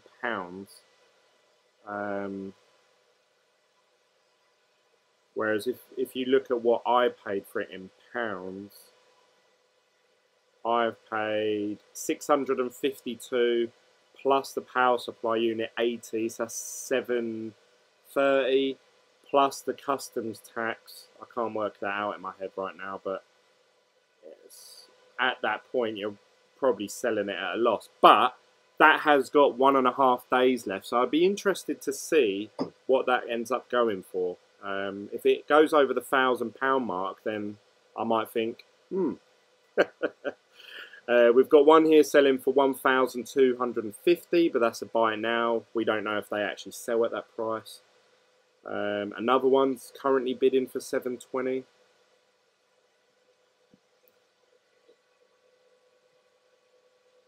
Yeah.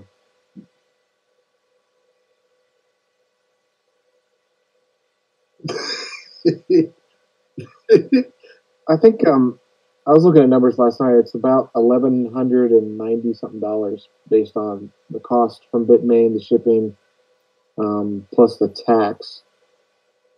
So roughly $1,200. Yeah, if you were to buy it from somebody, not from somebody else besides Bitmain.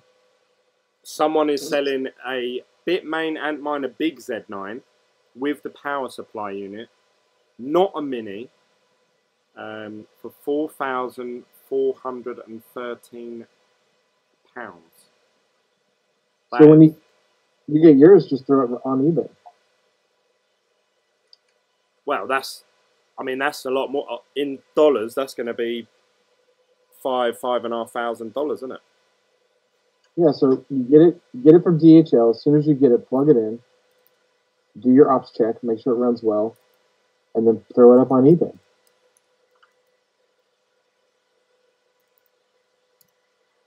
No, what do I want? Yeah, I mean, that's what I'm always going to be checking that, because if I can get a decent return on investment or profit, yeah, it actually works out $5,700. Well, the thing is, with eBay, you have to take it with a pinch of salt, because I could put on there Z9mini buy it now price $5,000. It doesn't mean it's selling at that price. It just means someone's trying to sell it at that price. So I'm more interested in what these the actual biddings go for, because whatever that ends up finishing, the final bid, that is generally what people are willing to pay for it. So if that goes up to about $1,000, then I'd be looking at that and thinking, do you know what, I could make a profit this week rather than in 5 months' time. Yeah, except when you sell it through eBay, they take a 10% cut. That's true, yeah. You need to take into account selling fees, PayPal fees. But yeah, it's I mean, obviously, as we see cryptocurrency, if they go up in value, they will probably sell for a lot more as well. Do you know what I mean? I'd like to see more companies. I would love to see like a US based ASIC miner manufacturer. I would love to see a UK based ASIC miner manufacturer. Yeah, that would be good. Yeah. I mean, we are seeing more ASIC miner companies come out. We've got ASICminer.co, in Silicon. What was that other one? GMO. GMO, ain't they Japanese? Yeah, they're going to be in a big suit. Samsung are getting in it. Obviously, they're Korean. Intel, weren't they looking into doing some sort of ASIC miner or some mining chip? Silence. Yeah, I think so. I don't think they're heading that way, no. Yeah, I think it'll be good for the market. Once Bitmain haven't got their hold on it, they won't be able to get away with doing, crap that's going to hinder us, because everyone will just go, right, we're leaving you and I'm going to go over to Intel or Samsung, And I think the biggest potential disruptor in the market is Samsung, because Samsung do good quality products at normally lower prices. If they get in the game, I think they'll smash it. They'll nail it. Yeah, they'll have the money as well to throw at marketing, and they've got already the trusted name and brand. A lot of people especially me, I got put off buying from Bitmain because I was like, hang on a minute, I'm sending a cryptocurrency over to China. What if I never receive the product? I've just been mugged off. Whereas if it was Samsung, obviously I'm way more likely to buy from them. Let's catch up with the live chat. Cortana says, ouch, if Trump wins 2020 election, that 25% tax is probably going to stay for the next 4 years. Ooh. Anthony Muller says, isn't it? He's going to win. He's going to win. You reckon? Oh, Probably. Yeah, without doubt. Wow. Oh, yeah, that's right. McAfee ran for president in 2020. There's no guarantees, though, is there? Like, even if someone else got in power, the 25% tax may stay there. So, you know, it's no point stressing about it. I'd like to know what Donald Trump thinks about Bitcoin. Yeah, I never really hear any articles of politicians actually coming out and saying, apart from like, you know, like abroad, I always see articles like India's president has said that he believes in crypto or he doesn't believe in crypto, but I never hear like Western, like Germany, UK, France, America. You don't hear any of the politicians openly coming out saying, I really don't like this or I support this.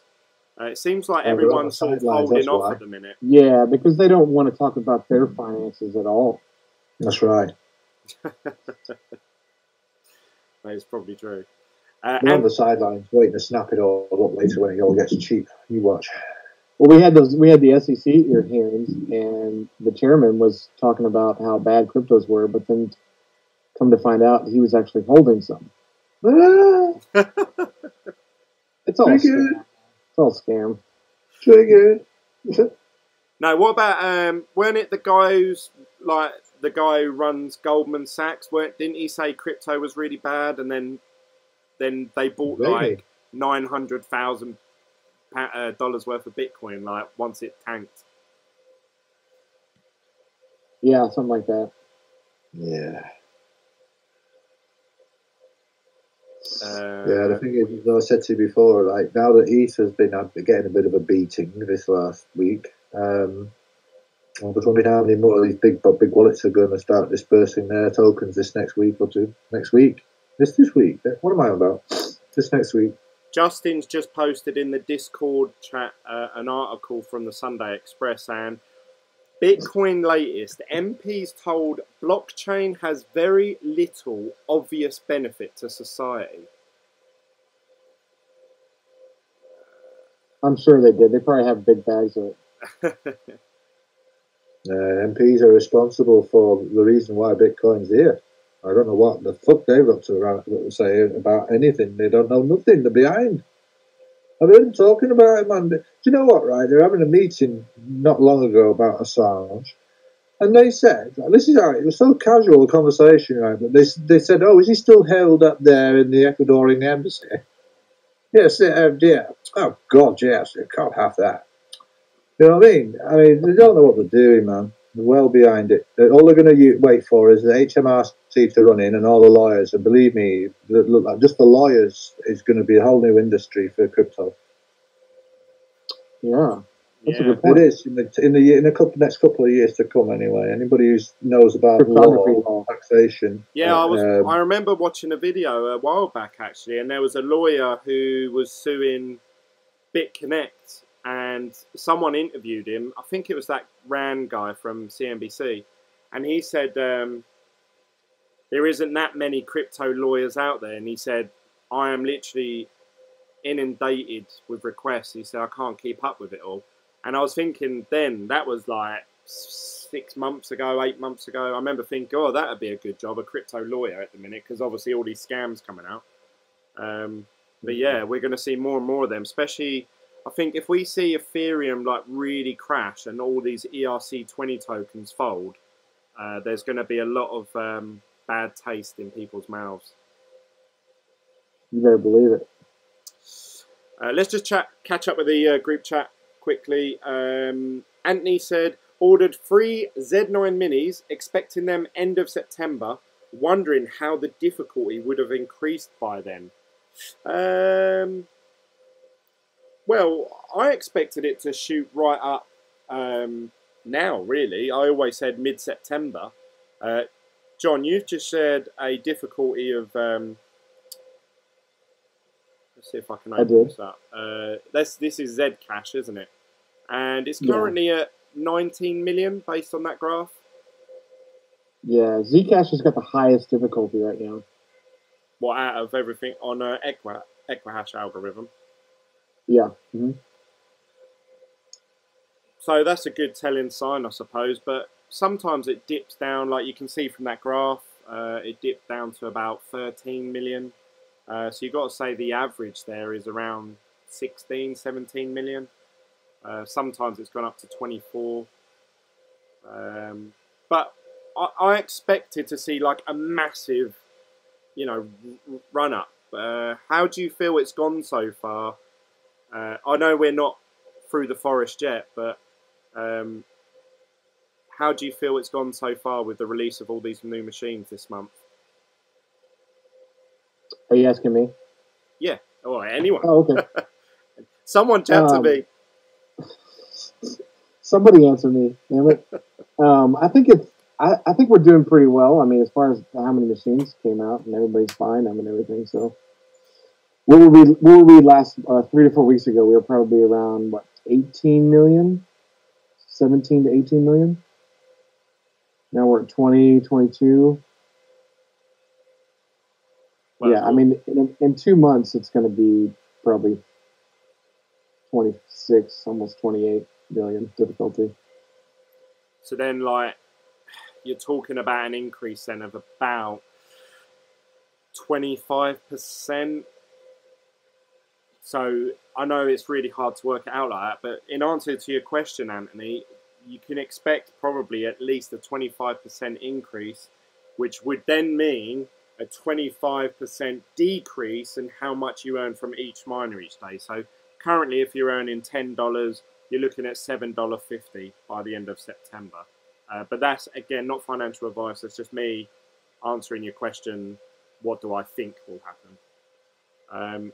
Raw said, I'd like to know what happened to those pallets of miners Envian had. Do you think they're running, and who's getting that income? That is a good point. They had a massive pallet of ASIC machines, didn't they, arrive? Someone's plugged them in, I'm sure, and earning some money from it. Probably that Matthew Wussman. He's raking it in. He's got that 100 million boy. Actually, oh, hello. Can anyone hear me? Hello? Oh. A random gamer dude has joined in. I bet this isn't the voice you were expecting, huh? Well, that's no problem. Hello? Yeah, what's up? Where are you? That was cringy. Oh, I sound so bad. Okay, I sound like a 2-year-old. No, you don't. You're alright. You're cool. How old are you, if you don't mind me asking? I'm 11. 11. All right. And you're into cryptocurrency. That's brave. Yeah. Actually, it'll be quite interesting to get your opinion then, a random gamer dude. Obviously, you're 11 years old. What would you prefer, cash or Bitcoin? Bitcoin for sure. Hey! Hey! He's one of the gang. I have plenty of, like, cash in my, like, wallet. Well, by plenty, I mean a couple dollars. So I have more money in Bitcoin than I do just in, like, cash right now. Hey, good lad. Setting himself up for the future. You know, gamer dude, you're obviously, your generation's the future. So what we're talking about here, you'll be looking back on this when you're 30, thinking, oh my God, I remember when Bitcoin was $6,000 and Glenn was talking about it in his crypto shed. Yeah. Hopefully, obviously for the better, not for the worse. I remember there was this Bitcoin thing back in the day. It never really took off. How did you find out about it? Well, I saw a video about it. I kept hearing about it because I was into, like, programming and stuff. a couple of years ago, and Bitcoin came up, and I just got interested, and I kept learning about it. Good. We've had a little increase in the market since we've been chatting. Yeah, I told you about the pump around 10 o'clock. I was expecting something. Let's have a look. Little bit of movement. But, I mean, the Bitcoin's not really 3%. a great deal, but the rest of everything looks all right. But it's been grinding down, hasn't it? Let's just catch up with everyone. Cortana says, of course they're running those machines. Why build something and leave it idle? They'll probably keep the income for their lawyer fees. I wonder if they actually kept all that Ethereum that they generated, the 100 million, in Ethereum, because now that 100 million is probably worth 20 million. Or if they actually cashed any of it out. That would be interesting to hear. I'm sure someone can probably tell us through the transaction ID whether they're moving Ethereum about or not. Crypto Sock said, crypto is made for trader, not for small miners. Sorry about the comment, but it is reality. Well, at the moment, that is true. It doesn't seem very profitable to actually mine. So you're right in that regard. But hopefully one day it will come back to the miners. Crypto North said, Raw Top Shot, probably locked in red tape litigation. Raw said, Jay Dimon's daughter has crypto whilst he was slating it as a scam. LOL. Oh, Jamie. Oh, him. Good old Jay. Like character, him. Anthony said, how is your Z9minis doing? Power draw, hash rate?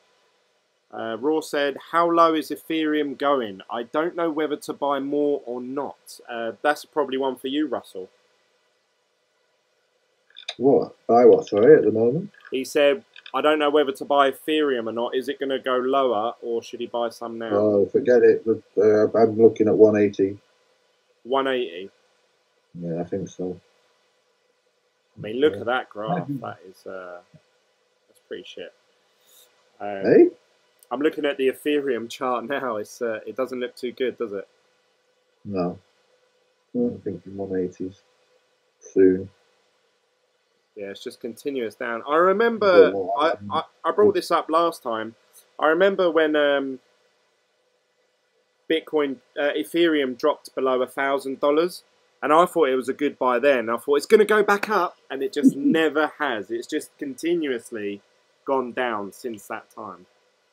Luckily, obviously, I cashed out for Bitcoin. Otherwise, I feel bad for some of these people. I know Crypto News is probably one of my favourite crypto YouTubers. He's always flown the Ethereum flag. I know that he was mining Ethereum. He was an early investor in Ethereum. So he's probably obviously still well up. But it must be disheartening to see an investment be worth, 1 million and then be worth, 100,000 or whatever. Well, think about the ICOs that launched in the last month. Then think about 3 months. And then think about how much it was at those 2 increments. And then think about how much it is today. Yeah. Who's going to be in a good position now that they're dumping bags? And Dominus is going up, Have you seen the BTC? Dominus is going up, man. It's climbing. This is climbing. Yeah, it was at what, 48% yesterday? 56 now, but I mean, we know it's artificial, isn't it? 50. Actually, I've got a rate of 56%, but I mean, it's more than that. It's got to be in the 60s, isn't it? You think Tether's printing more money? You're going to waste something soon, aren't you? I mean, the thing is, I have to find that bring some more coins. Yeah, for sure. Maybe, maybe not. I don't know. Maybe that's what this artificial pump is Tether load the market. Pre-pump dump. Pre-pump dump again. Reload the tether, then pump it, then dump it. That's right. Yeah. Like a washing machine, like a fucking laundry man. Pardon my French, sorry. Do any of you guys trust that tether at all? Ooh, well. No, what's that guy's name that runs that? I don't care about the names. Look who's running it. I'm not into it. I don't I don't use it. mention any names. Look who's running it. We run this shit. I feel bad swearing now that we have an 11-year-old watching. I feel like I'm sure he's been around the block. I hear it all the time at school. You know how, like, everyone at my school cusses and all that, right? But we have a higher responsibility, though.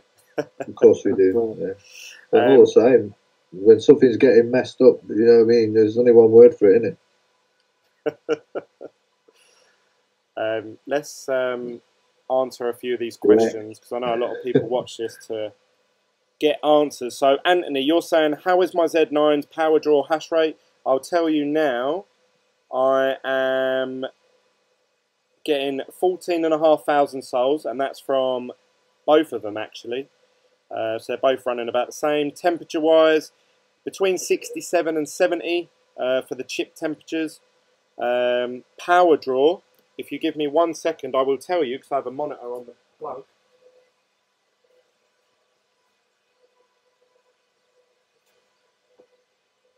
Currently, I'm drawing 760 watts, but that is including my network switch, my Wi-Fi router, my fan, plus the 2 Z9s, obviously the PSU unit, and I have a temperature gauge thing plugged in as well. So that's all of that combined, 764 watts.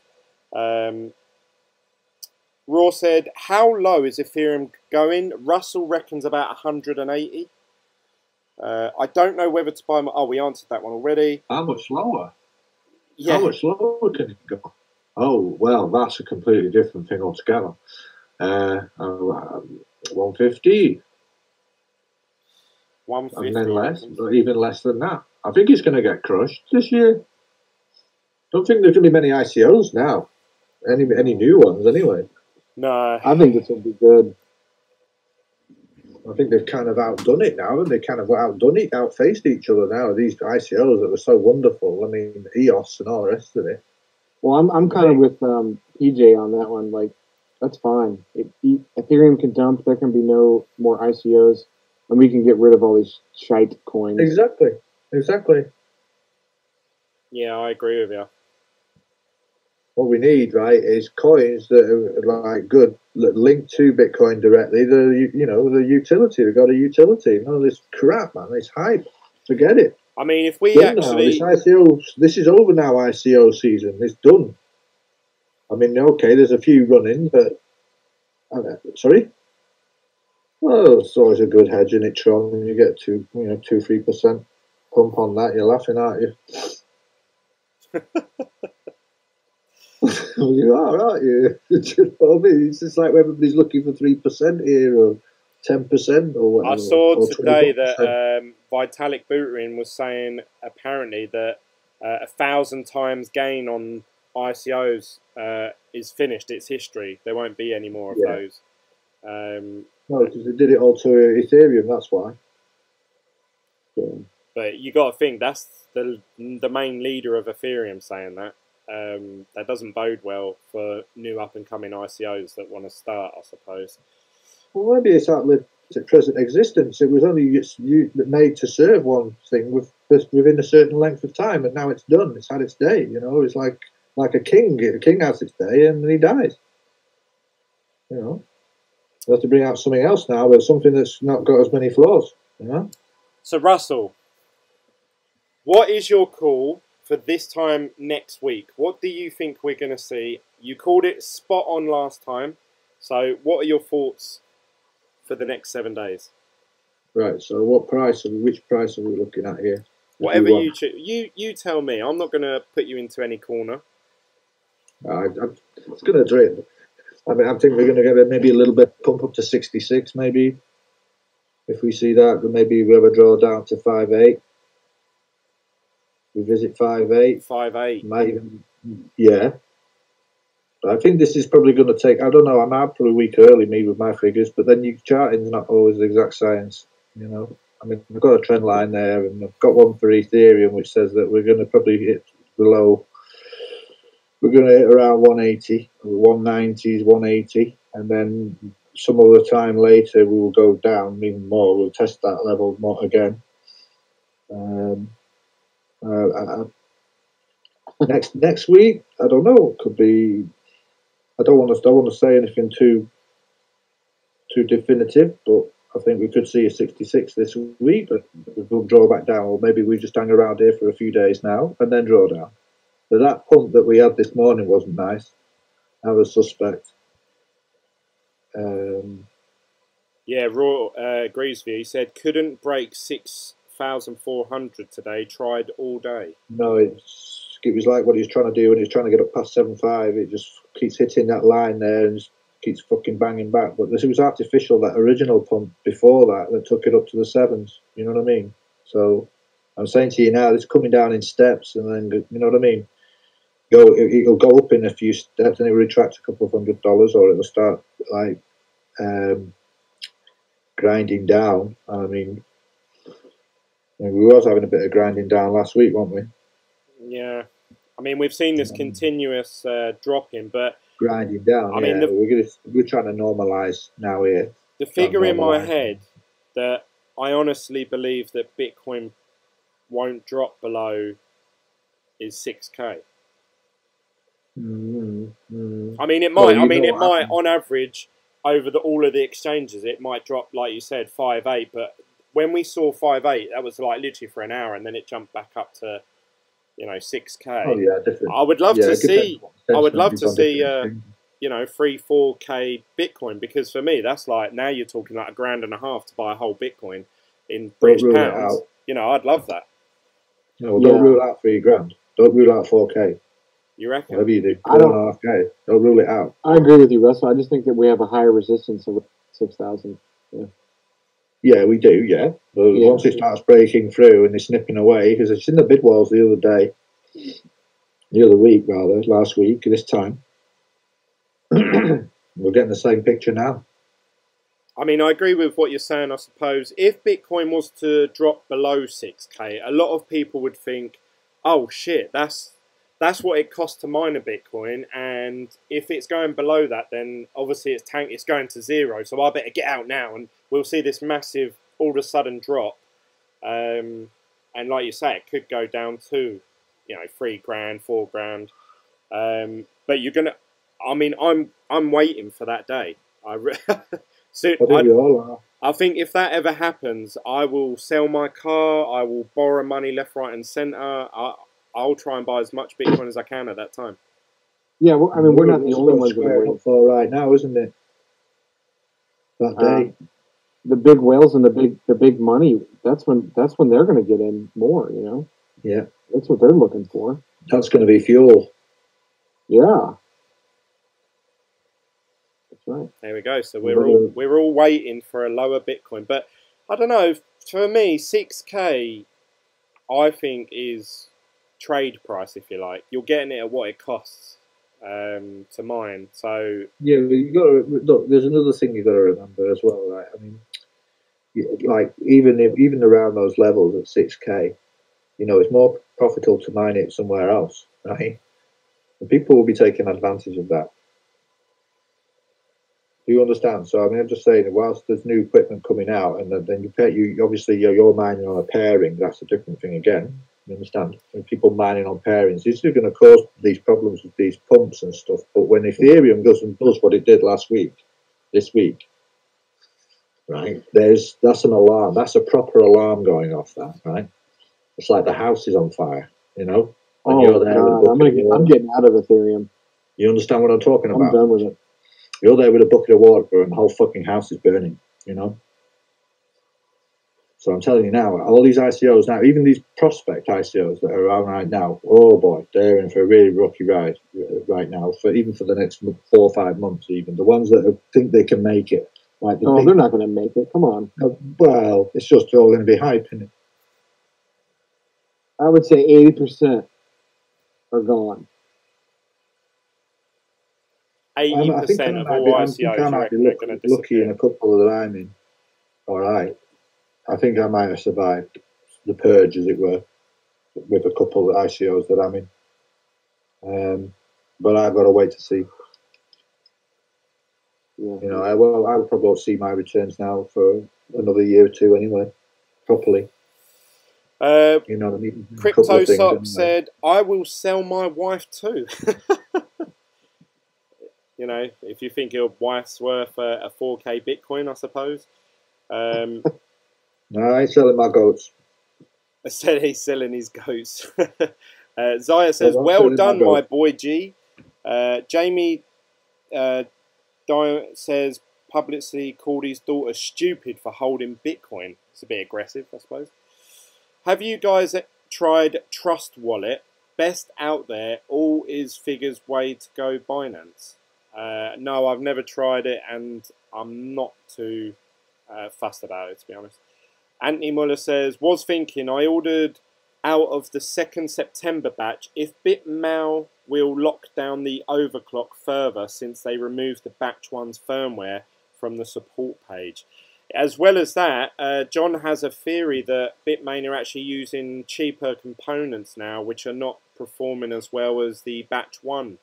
Yeah, it's a different voltage regulator chip that's on the boards. So the batch 1 boards had 6 voltage regulators at 480. I think it was 480 or 450. The new batch 2s have 4 voltage chips at 380. So that's why we're seeing when you overclock it to 750 or 700 that the boards just go dead because they won't handle it. So there's... So therefore, if Bitmain knew that, I think they're thinking, right, we've made these Z9 minis cheaper, and they're actually going to fail if they stay on the frequency of 750 like everyone's doing. So that's why I think they've retracted the ability to change the frequency. But that's just speculation, I suppose. Yeah. Hugh If you Kelvin can find a Morgan. batch 1, buy one. Yeah. I wonder if they're selling for more than the normal batches, or if people are just keeping hold of them. They're probably just keeping hold of them because they're so efficient and producing. You know. No volume in this move. Oh, this small grind up that we got here, there's no volume in it. And the shorts on Ether rising, man. They're ridiculous. Oh, I'm sure. Honestly, they're ridiculous, man. Maybe they've just listened to what you said, Russell. Well, the thing is, it's not like they weren't told before, was it? I told you 6 weeks ago something was going to happen stupid like this. You know what I mean? Like I said, these ICOs, they've got to be punished, man. Some of these, like that Ethereum is responsible for a lot of shit, man. All right, and it's now fucking time to pay. You know? Bitcoin's gone up $20 while we've been on this live stream. Yeah, but there's no volume in the pump. Like I said to you, there's no volume. I don't see it. That's just grinding up. It's no like a big candle, is it? It's nothing. Not even. Hugh Kelvin Morgan said, has anyone else invested in Car Vertical? Invested in what? Car Vertical. I've never heard of it. I think I've heard it mentioned before, but I mean, I've heard of another one recently about cars, which, I mean, you guys are, maybe this is shouldn't be discussed on the tube, but I'll talk after about it. But there was something I was hearing about recently about cars, and I'm just wondering if it's how that's doing at the moment, how that's faring. It's like a way of buying cars with crypto. Well, we all, as we've discovered tonight, the money is all about mining in your car. Well, I'm sure I've seen something where someone was driving around and mining Bitcoin at the same time. But maybe they were just doing it in their browser, you know, in the car. Mining Bitcoin while driving. Yeah, they set it up so that the car could mine Bitcoin whilst they were driving around. But it wasn't nothing like just sticking a bloody ASIC in the back or anything like that. This video here says, crazy ass dude is somehow mining Bitcoin while driving. Let's have a little look. Oh, video unavailable. Wah, wah.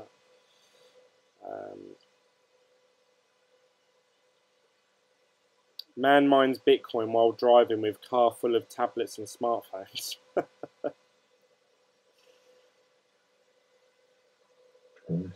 Oh yeah, look, fucking hell. That's got to be illegal, surely. How can you keep an eye on what's going on the road? According to a video uploaded to World Star Hip Hop, one man appears to be turned his car into a mobile mining Bitcoin machine by equipping it with a mess of smartphones, tablets, adapters to power them all. I want to see this video now. Damn it.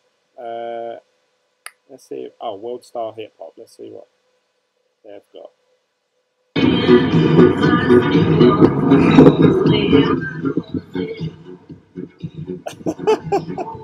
I don't know if you guys are seeing this. He's even got a tablet in the middle of his steering wheel.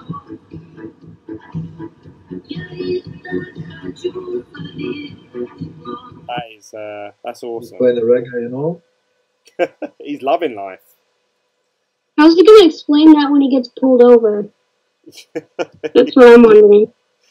Well, he's going to... That's pretty wild, isn't that? Let's hope he doesn't get a fine for per device that he's got running while he's driving. Well, there you go. It can be done, can't it? But I don't know about... I mean, with an ASIC, I'd expect it to actually push the car down the road. Grind against the floor. Mining costs will decrease once quantum ASIC chips are introduced. That's a tough one because a lot of people think that quantum ASIC chips are the death of a lot of cryptocurrencies, actually. Anthony Muller says, thanks, I'm off. That's okay, mate. Don't forget to give this video a like before you leave. And if you're new to the channel, please click the subscribe button. Cortana says, a random gamer dude parents is probably freaking out about if he knows he's speaking to a bunch of grown men. Okay. Well, maybe they Well, are. probably his mother is listening to, or his father is listening quietly in the background anyway. I'm sure they don't need to be overbearing, and we certainly won't let anything stupid happen here with him anyway. Exactly. Well, I'm actually gonna. I think we've gone for over 2 hours now, guys. So I think that's a time to say let's wrap it up. Thank you to everyone that's taken part. All of you in the live chat. Also, obviously, I've got to say a special shout out to a gamer dude, John, and Russell. I was going to say Justin, but he hasn't really spoken. Actually, he's there, but he's not talking. But yeah, thanks for joining in the conversation, guys. Thanks for being a part of the live stream. Thank you to all of you in the comment section.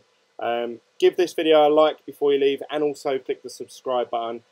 And I'll be doing a video. My days are actually a little bit less hectic over the next few days, so hopefully I can sort of churn out at least another 2 or 3 more videos in the next few days regarding the Z9 minis and what performance I'm getting. So look forward to seeing those, and I'll leave it for you guys to say goodbye. Well, good night, folks. See you later, Glenn. Good night. Goodbye. That's it. See you later, guys. Thanks for joining. Bye.